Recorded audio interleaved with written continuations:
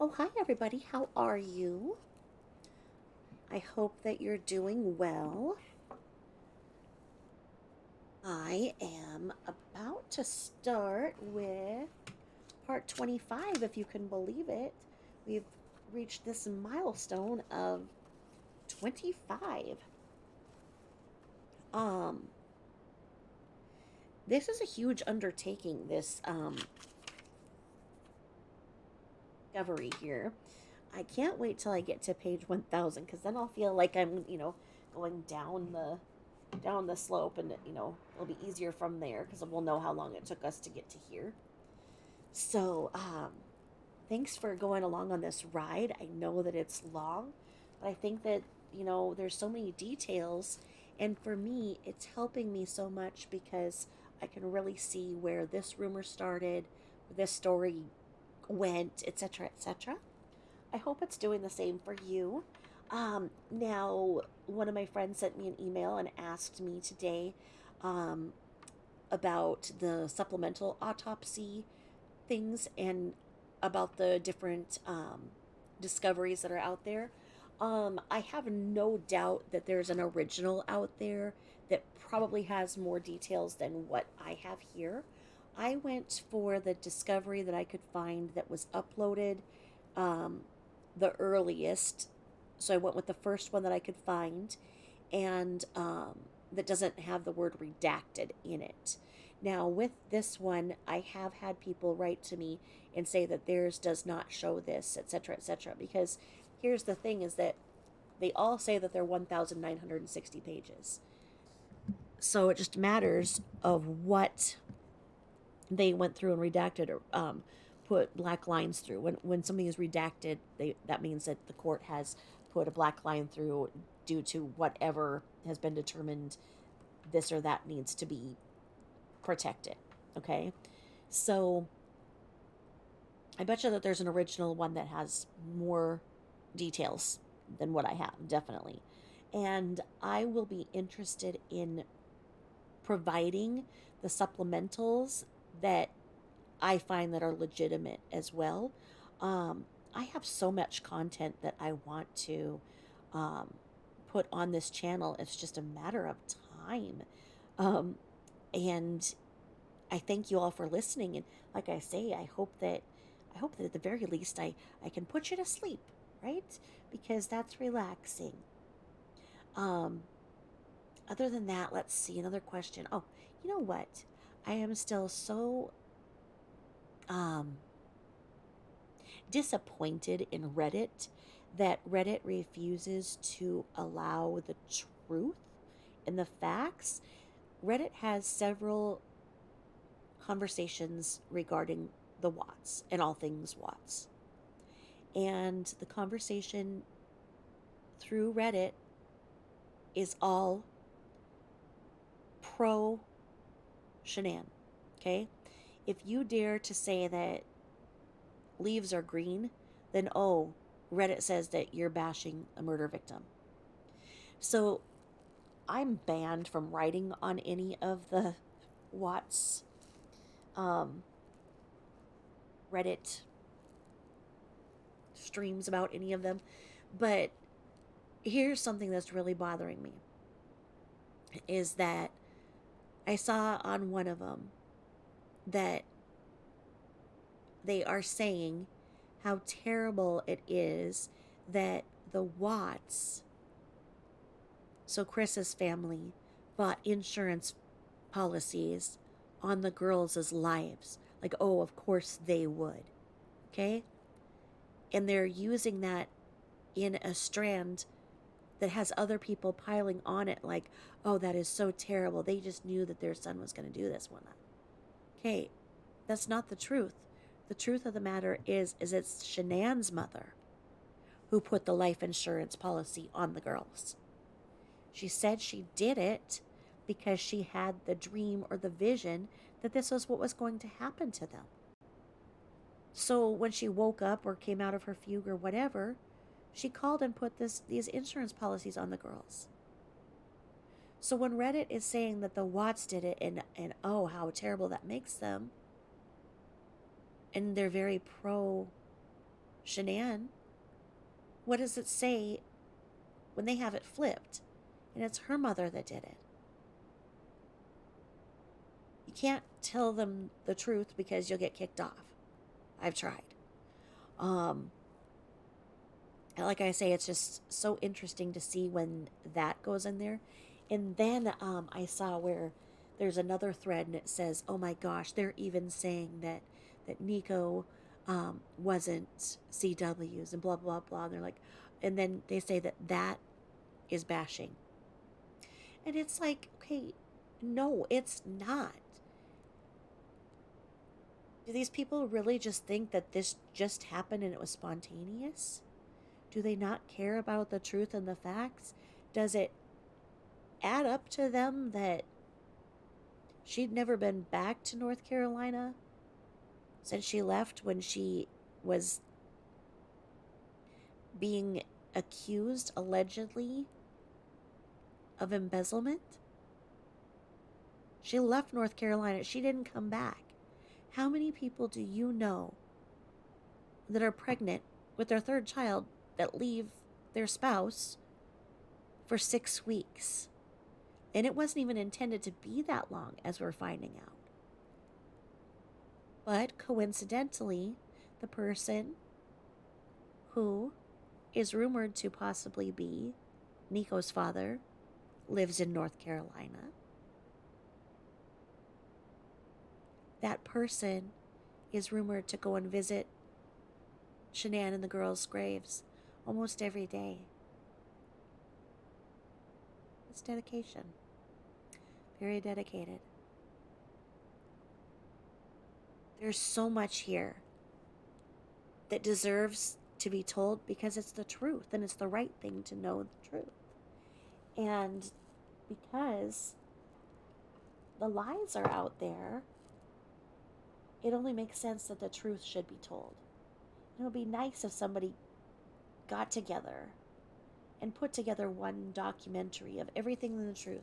But you know what? They couldn't, because those channels would be boycotted and whatnot by the people who refuse to look at the truth and the facts. As I always say, look at Neek's Peaks, because Neek's Peaks, she's done a beautiful job of taking what Shanann herself posted and Shanann herself filmed and Shanann herself wrote and puts it out there so that you can see it and it's well organized. And once you've seen it, you cannot unsee it. If you were on the fence at all and then you go and you see this, because early on, people were able to say, oh, you can't say this based on one video. Well, it's not one video. There are several. And it's just the facts and the truth. It doesn't change anything. It doesn't mean that she is to blame. What it does mean is that there was a lot of things going on with the adults in Bella and Cece and baby Nico's lives that wasn't safe. It was not safe behavior. And that unsafe behavior led to something. We don't know what exactly it led to, but it led to their quality of life being very poor when they were alive. And it led to them being unalived when they were very, very young. And that deserves the attention, and that deserves the true story to come out. And I thank you all for being on the journey. We are at 840 now. I am so excited. 840 of us are here together looking at this, and you guys are all so nice to me, and you're so nice in the comments to each other. I really appreciate it. I think that I've had to block like maybe 5 people, and that's it.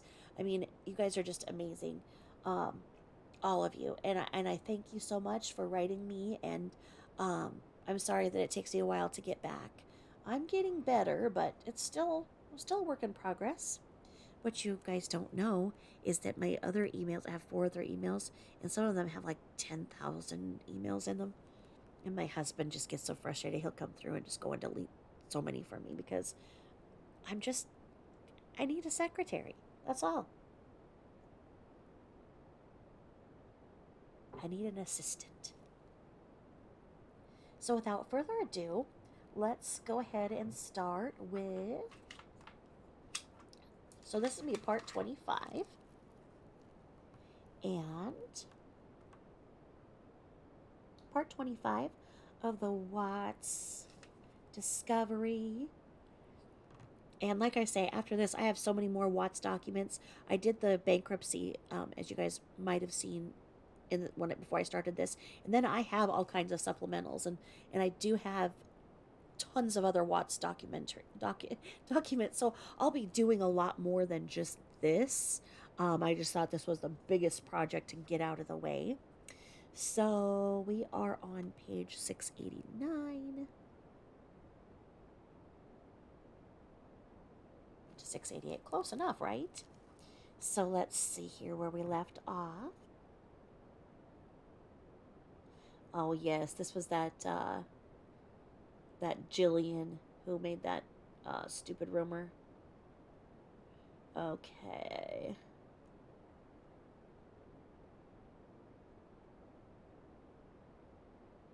Here we are. And of course, I am sipping my dessert tea, the lemon loaf tea from Tazo. And okay, so that's where I wanted to stop because this takes so much energy to go into the Nicole Kessinger stuff. So let's see here. What do we have? What do we have here?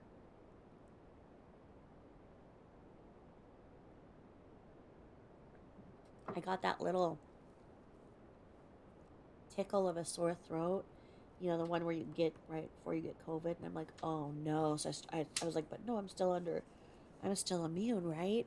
And it's like, oh my gosh, because if I'm almost 4 weeks out of my surgery and I had to wait 7 weeks after my positive COVID, like at the 11 weeks, and I had been sick. So I'm like, oh my God, am I just barely even 3 months out and now I'm going to get it again? Like, what is going on with this world with all the viruses? They need to stop. It's just nonstop lately. Like, I just want to get healthy, stay healthy. And even if I'm the one wearing a mask, if everybody in my house doesn't, they bring it to me. What am I to do?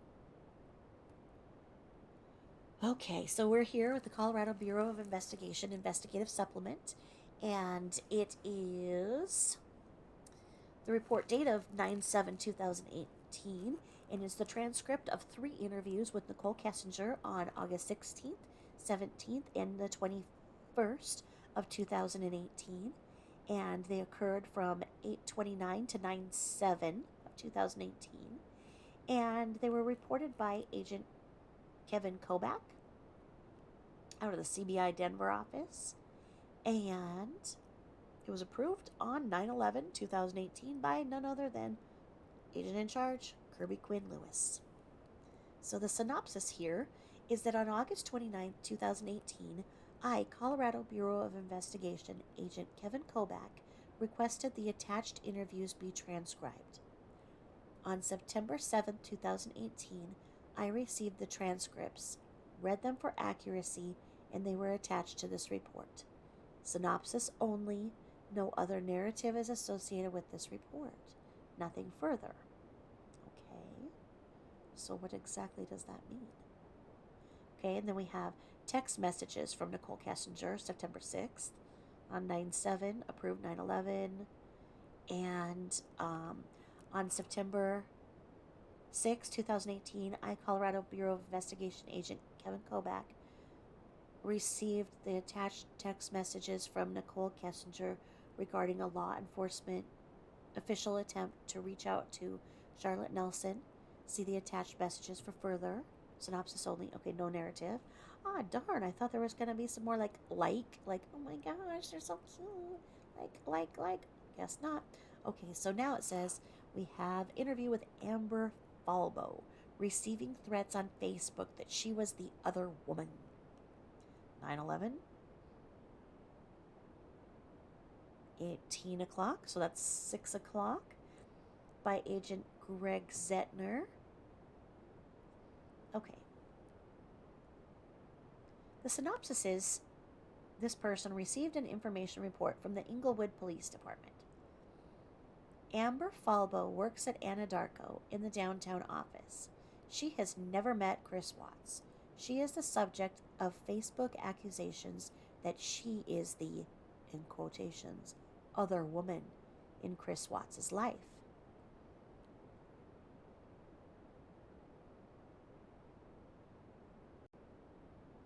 Now, why would people be sending her death threats? What's wrong with people?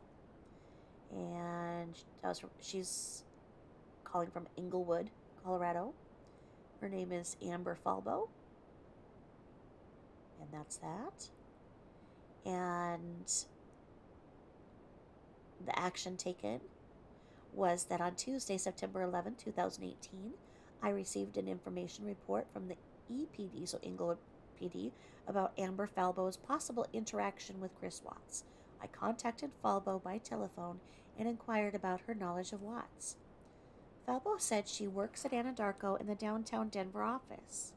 Falbo said she has never seen or met Watts. They just happen to work for the same company. Falbo said recently she's been targeted on Facebook by several people accusing her of being the other woman in Watts' life and wrecking the Watts' family. So, in other words, they're like, "You home wrecker?" Oh my gosh. Okay, so this one time at this restaurant that I worked at, it was like totally funny. And I had this friend, and she was so sweet, but she was just dumber than a rock. And two of our other employees were having an affair. One was married. And so on the board where it said everybody's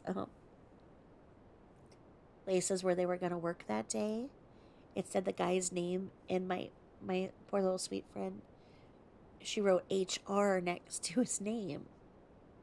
And I'm like, home run? She's like, home wrecker. I'm like, what? Oh no. Yeah, HR, home wrecker. Oh my goodness, I'll just never forget that. HR. So, Falbo said these comments were made on private Facebook sites, and the only reason she knew about them was because Anadarko has hired a third party to monitor all social media related to the Watts case and any connection to Anadarko. Ooh. You never know who is watching those Facebook posts, huh? So you better be careful. Falbo said she tried to make a police report to the EPD, but she said they didn't seem interested in taking a report. Falbo said the EPD told her the threats did not rise to a level of a crime. Falbo said someone put her address on the Facebook postings along with her phone number. Falbo said she's concerned that someone may try to contact her in the connection to the Watts homicide case. This information was forwarded to the Weld County District's Attorney's Office for tracking. Okay, when you put this person's phone number and address on one of the biggest crimes probably ever being tried in the media, I think that the alphabet soup of law enforcement here could have done something for this woman and maybe helped to find out who had doxed her, as the kids call it. Doxing is when your personal information is made public. Um, Especially in 2018, people weren't that smart about covering their um, ISPs. I don't think it would have taken any time at all for them to have said this, and then they could have made a call to the person who doxed them and said, "Hey, look, we're watching you, and you need to stop this." And especially Anadarko's lawyers, I think that they would be able to do that too. It's too bad this woman wasn't able to hire an attorney.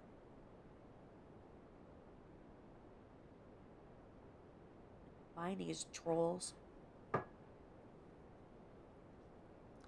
So then we have an investigative supplement, a crime scene report number D18 TAC 3239 on 8/13/2018, and it says a real source reliability reliable. And this is written by Agent Greg Zettner and is approved by Agent Kirby Quinn Lewis. Synopsis is that there's a crime scene report from a CBI agent, Dave Yoakum. No report associated with this supplement, only attachment of the crime scene report. and it's from 2825 Saratoga Trail, Frederick, Colorado. And it states the victim is Bella Watts, second victim Celeste Watts, and then we've got Shanann Watts, and then we've got Christopher Watts, and it says the officers are Dave Yoakum, Dave Maloney, Caitlin Schroeder, and Kaylee Henson, and they don't show the picture. And it says it's a tip, and it says it contains entities exempt from disclosure, and it says that the call taker was Jillian Ganley, and the reporter's name is Dave Baumhover. Reporter's business phone is listed, blah, blah, blah, blah, blah, but it's not important. And it says, on Tuesday, August 14, 2018, I reached out to Detective Dave Baumhover at the Frederick Police Department regarding a missing persons poster they had put out. The situation was discussed, and it was decided that an endangered missing alert would be most appropriate. The alert was issued 8/14/2018 at 3:20 p.m. The alert was canceled 8/16/2018 at 8:33 p.m. And it's just saying that it's investigations, so priority 4, which meant it took 15 days, it says. The follow-up investigation says, or follow-up comments say, and on Tuesday, August 14th, 2018, at around 11:28 a.m., I received an email from Devon Rhodes at the CIAC. He included a news article about a missing woman and her 2 children in Frederick, Colorado. He wanted to know if we had seen it and if we were doing anything about it. I told him that I had not, but I would check in with the agency to see if we could be of assistance. Rhodes stated that he had not received any requests from the Frederick Police Department.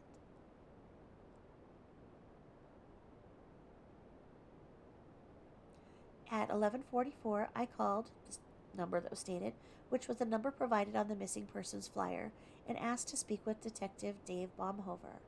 I told him that I had seen the missing persons poster and wondered if he considered doing any kind of alert.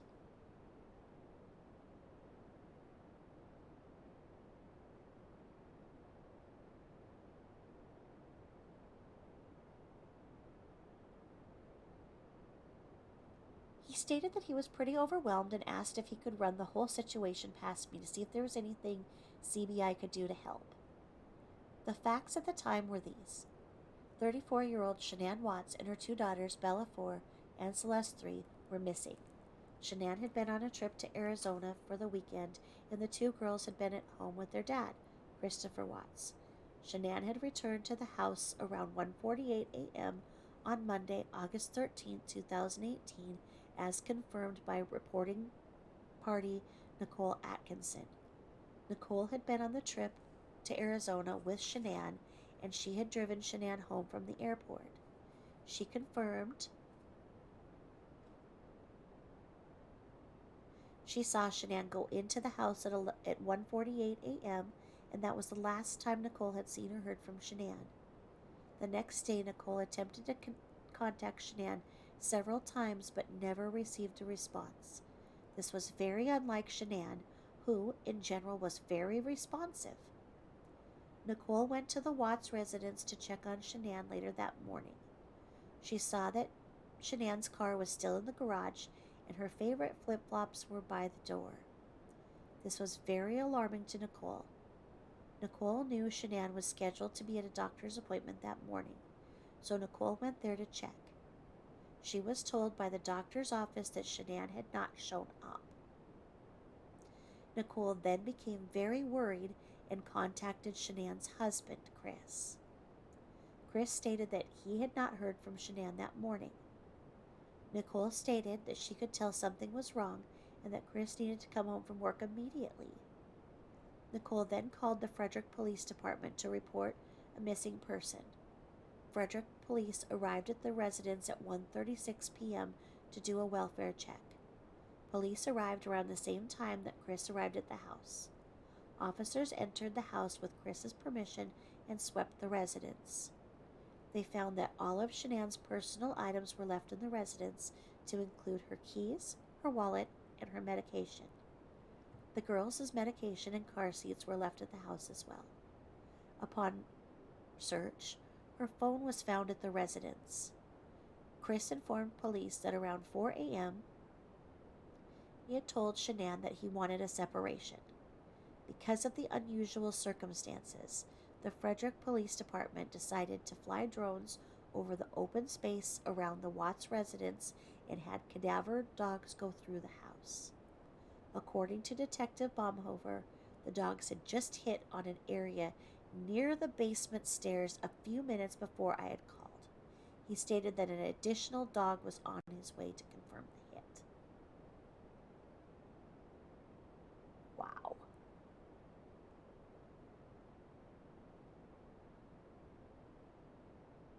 After learning all of the facts, I relayed to him that I thought an endangered missing alert may be appropriate, but that I needed to confer with a supervisor.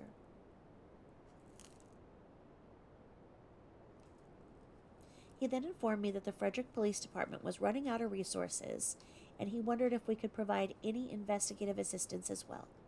I informed him we'd be happy to send a couple of agents to the scene to assist. I informed him I would check with my supervisor regarding the potential alert and would get back to him. I also told him that in the meantime, agents would respond to assist. He thanked me for reaching out and agreed to talk soon. I like that, these things were not redacted in showing, kind of the human nature and the helplessness in the moment and being overwhelmed. I think that that's something that is important for people to understand, that there was very much human emotion and feelings of being overwhelmed and needing to reach out to other agencies. And, in the end, you can see that all of these agencies helped as much as they could. And it took a bunch of agencies, when it came down to removing the girls from the tanks, of course.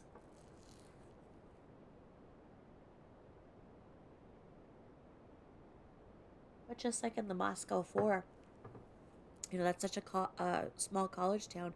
Those officers had no idea what to do. They hadn't seen a homicide probably 10 years, and it's certainly not a quadruple. It's, dealing with, now that we know the crime scene basically has no clues, it was almost the perfect crime. But right away they reached out to the FBI. Like, by the next morning they were like going, we are in over our head, we need help. And that was good, because then they expanded the crime scene, because there's a lot of conjecture about how the crime scene was not taped off and whatnot in the Moscow situation and in the Watts situation. They didn't know that it was a crime scene, okay? And when you hear this right here, where you see that Baumhover had a cadaver dog make a hit at the basement stairs, that's huge. That's this little thing just kind of put in here on 698 of the Discovery that is not a well-known fact.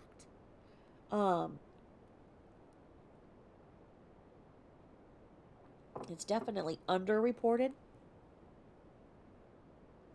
The way that it says here, and it says cadaver dogs.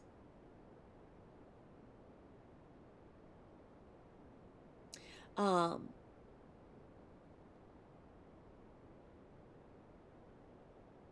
me see here.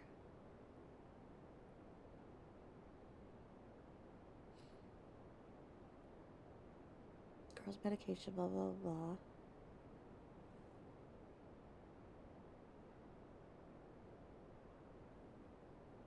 An additional dog was on his way to confirm the hit. The thing is that the cadaver dog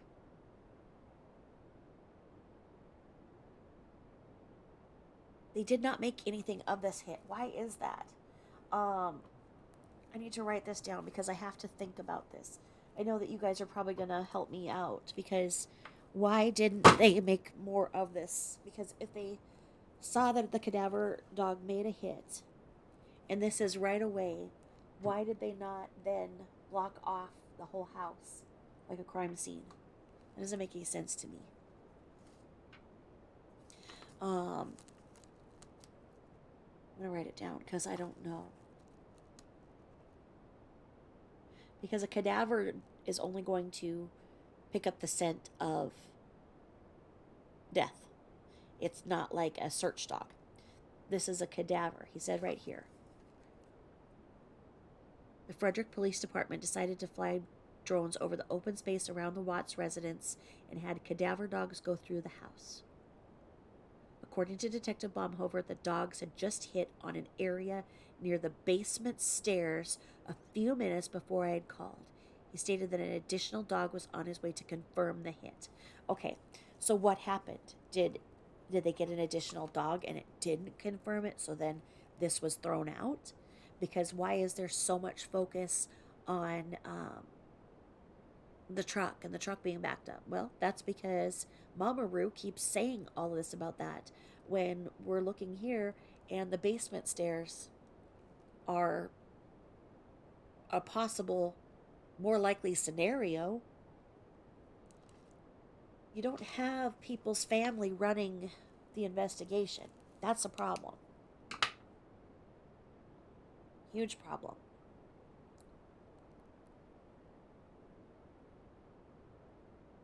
Okay. Let me see here.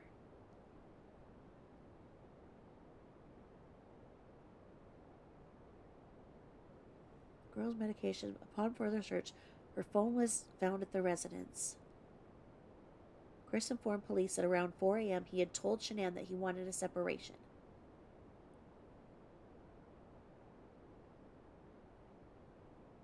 Because of the unusual circumstances, the Frederick Police Department decided to fly drones over the open space around the Watts residence and had cadaver dogs go through the house. According to Detective Baumhover, the dogs had just hit on an area near the basement stairs a few minutes before I called. He stated that an additional dog was on his way to confirm the hit. That is so... I just want to highlight it. After learning all of the facts, I relayed to him that I thought an endangered missing alert may be appropriate, but that I needed to confer with the supervisor. He then informed me that the Frederick Police Department was running out of resources, and he wondered if we could provide any investigative assistance as well. I informed him we'd be happy to send a couple of agents to the scene to assist. I informed him that I would check with my supervisor regarding the potential alert and would get back to him. I also told him that in the meantime, agents would respond to assist. He thanked me for reaching out and agreed to talk soon. Next, I went to replay the situation with Assistant Director Voltz and asked for his help rounding up several agents to send to Frederick. He agreed with my plan and left to touch base with Detective Baumhover and to assign agents to the case. Okay. So, fly drones, Detective Baumhover. You know, Baumhover is the one that I don't think he's worked since then, right? And there's a lot of conjecture on whether he has PTSD or whether he's as frustrated as all of us are because it doesn't. Okay, for me, I can't sleep until things are filed properly. Like, if I have a situation, until it's done, signed, sealed, and delivered, I can't sleep. I've got to have, like, closure, if you will. And I think that if I was in Detective Baumhover's position, where I had firsthand knowledge of this, I would have so many questions that I would be full of anxiety. And it sounds like he was, because he saw all this, and then all of a sudden he's got cadaver dogs with a hit. But like I say, then why was this, at that point, why was this house not shut down and marked as a crime scene? I know that the Ruse called because a neighbor said that there had been crime scene tape, but it's just people still were walking through there, and from this point, so it's not like, okay, it was. I know that they marked it as a crime scene, but not officially. Let's see here.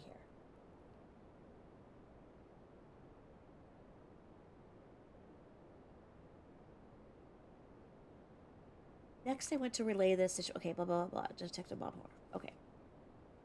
Then it says here, then I then ran the whole situation past my supervisor, Audrey Simpkins. I stated that my preference regarding the alert would be to wait until they completed the second sweep of the house with the dogs. Okay? If they confirm the hit, I would prefer not to issue, given that the hit would indicate one or more members of the family was no longer alive and was not actively missing and in danger. If the hit could not be confirmed, we would issue the alert. Okay, so maybe that's what happened. Supervisory Analyst Simpkins agreed with this plan, as did Assistant Director Volz. Next, I contacted Agent in Charge Kirby Lewis to inform him of the situation, just to keep him apprised. He also agreed with the plan and stated that he would do all he could to help. I informed Detective Baumhover of this plan and of the fact that several agents were en route to assist. I then prepared the endangered missing bulletin, just in case, and proceeded with normal business. Around 2:33 p.m., I heard from Agent Tambergler, who stated that the dog's hit was not substantiated with the second dog and requested that the alert be sent out. I sent out the endangered missing alert. There we have it, folks. Tambergler said no. Tambergler said nope, and everybody just laid down and said, okay, Queen Tambergler. That's what happened here. That's ridiculous. Because why did the one dog hit at those basement stairs? What qualifications were there with that dog? If that dog was not reliable, then why were they using it? And let's not take the best out of 2 out of 3. Let's say that the next dog didn't. Well, so then that totally negates everything. Let's go get a third and see what happens. Because then I don't think that I've ever heard them talk about the basement stairs again. And then they went and did this instead of properly marking this off as a crime scene. But Tambergler's running the show, right? Oh my god. Oh, is that actually her last name, Lee? Tammy Lee? Oh. Okay. Over the next hours, I received several calls from Agent Tammy Lee and Agent Kevin Koback requesting that I run backgrounds on all the individuals involved. Okay. See 2018 TAC 273 /38 for further details of the analytical work done on this case. The alert was canceled on 8/16/2018. Okay, well, Tambergler, what did you get in your background searches? Absolutely freaking nothing, right? So why on earth did you do this? What did you do? Why? Okay, Tambergler, that's not proper procedure. I'm telling you. You get a dog that hits like that, you take it very seriously. Because I watch court TV and I know these things, right? Okay.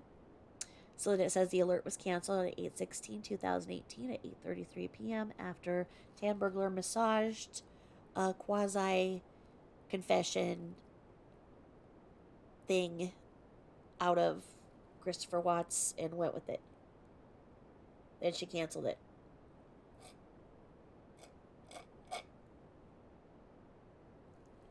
But she didn't say what happened in the basement, Christopher, because I would like to know. I would like to know more about this in the basement. This is the first I've heard of it. Well, I mean, I've heard of it, but to see it in writing, I'm slurping on my tea. That's real gross. Okay, so now we're over here and we got a tip. We got a tip, just the tip, and it says it's just laying everything out again, and it's saying, Baumhover Dave, Bella Celeste, and Christopher. So it's laying out the case and the tip, what is regarding. Let's see what it's regarding. Oh, okay, so here it is. Endangered Missing Advisory Report Form. And then it shows what they gave the press. So it says, broadcasters, this is a request for your voluntary cooperation in airing the following information, either as an alert message or in your next newscasts until you receive a cancellation form. The EAS will not be activated for this alert. Emergency activation system. It says status activation, new information. Okay. Oh, there's Bella. There's Cece. And then there's her. So she has a nose piercing.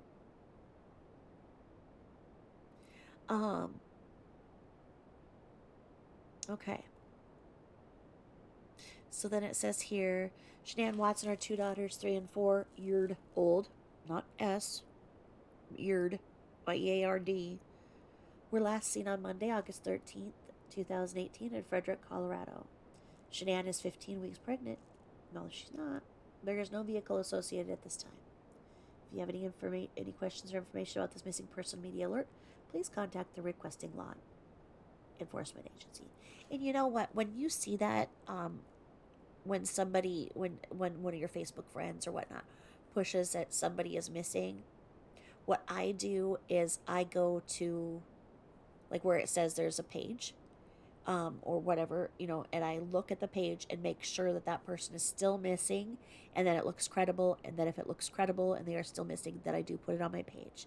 Now, if it comes from the telephone where you get that weird and it says that person is missing, I drop everything and I go and I customize a Facebook post super fast, and then I push it in, and if it's for a child that's missing, I will pop it through every garage sale group, and I don't care if I get kicked out of them or not, because even the ones where they say, oh, it's their parents that they're with, there are parents that have no business being with their kids and have malicious intent, and that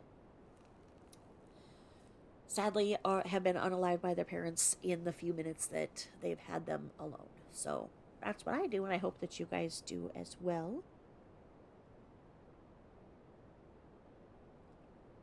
And then it says deactivate new information. Shanann, Bella, and Celeste have been located. Oh, that's sad.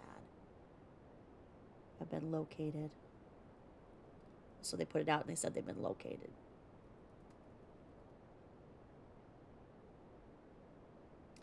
And then it's just a PDF file list. It has all the attachments here. And then Forensic Services Division of the CBI has a report here. And it says the crime scene report. So let's see where it says that they're going here. It says that there's report and photos.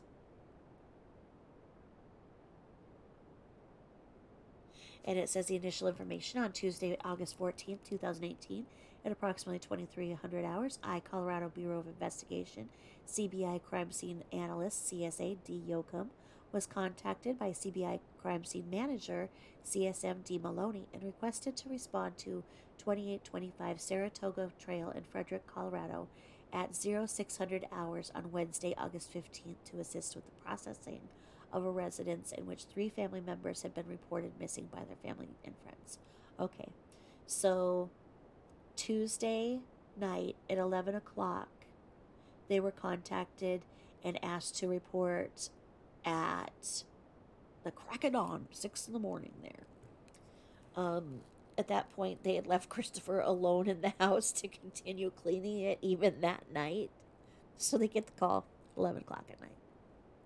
Hey, yeah, pretty sure, we got a crime scene. Yeah, go ahead and get some good sleep, get there in the morning. We'll give them another whole night to just kind of clean up anything that, what in the world? Anyway, after the Saratoga Trail scene was processed, I was notified at 16:30 hours on August 15th by CSM Maloney to respond to a remote location in Roggen, Colorado, to process the scene where the missing persons had allegedly taken to and dispose of. Had been allegedly taken to and disposed of. Okay? So at 4:30 on August 15th, And then on Monday, August 20th, CSM Maloney requested I respond to 241 Oak Street in Frederick, Colorado to assist with the processing of two vehicles that belonged to the suspects in the case. The vehicles potentially had been used in transporting of the deceased bodies of the three victims from the residence. Okay. And it says, upon my arrival at the residence at 0545 hours, I met with Frederick Police Department, FPD, Detective D. Baumhover, and officers, S. Walhe and I. Perez. Oh, there's the Walhe guy. According to Detective Baumhover, the house had been searched with the consent of the owner, C. Watts, on at least 3 different occasions. The searches were conducted by members of FPD and included canine searches from the cadaver dogs. But Tamburglar said to disregard. That's not in there, I just said it. Detective Baumhover also stated the owner, husband, and father of the missing woman and children, C. Watts, had given consent to collect any and all evidence that police could use to locate his missing family. C. Watts also stated to Detective Baumhover the home could be processed with forensic methods to obtain evidence relating to his family's disappearance.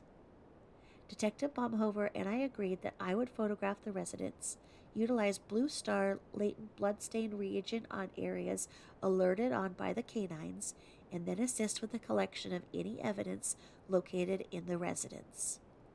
It was agreed upon that CBI would not collect the evidence. FPD would collect and package all evidence located in the search. According to Detective Baumhover, C. Watts had been living in and accessing the home prior to and since the disappearance of his family on Monday. That's what I'm frickin' observations. The neighborhood and home is located within a newer residential area consisting of large single-family homes. 2825 Saratoga Trail is a 2-story single-family residence located on the south side of the street with the front doors facing towards Saratoga Trail. The home has 5 bedrooms and 4 bathrooms with office space, an unfinished basement, and a 3-car garage.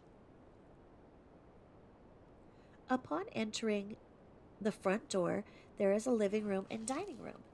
To the left is a staircase that leads to the upstairs bedrooms, laundry, and loft area. Near the staircase that leads upstairs is a hallway that runs to the east side of the house. The hallway provides access to the basement stairs, a bathroom, utility room, garage entrance, and an office. On the south side of the residence is a full kitchen, eating area, and an additional family room. A door on the south side of the kitchen opens to a backyard of the home. The upstairs portion of the home consists of 3 bedrooms, a playroom, laundry room, and a central living television room. The home is in like-new condition with no visible signs of damage and was clean and organized. A walkthrough of the home showed no signs of forced entry at all basement and first floor windows. No doors appeared to have been forced or damaged. Okay. I am going to cut this episode short and I'm going to come back at it at 120. At 26. I need to go and take care of a couple of things before I can focus back on this. And Boo is about ready to jump on this, so this is a short one, but it will be continued in on episode 26, which I will record in just a little bit. I apologize for the quick departure. I will be back, and thank you for listening, and I'll be back.